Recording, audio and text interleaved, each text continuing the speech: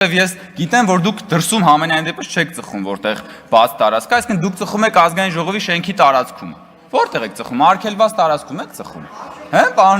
պարոն Մանուկյան։ Ես ուզում եմ հարցնել,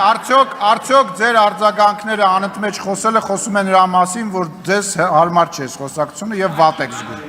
Պարոն Դանելյանին, խեղճ պարոն Դանելյանին դուք Պետք կլինի կկանչենք ոստիկան։ Այսինքն ուզում եմ հասկանամ, դա ինչ է, կներեք էլի պարոն Կոնջյան։ Այսինքն ոստիկանին դիմելը տենց բան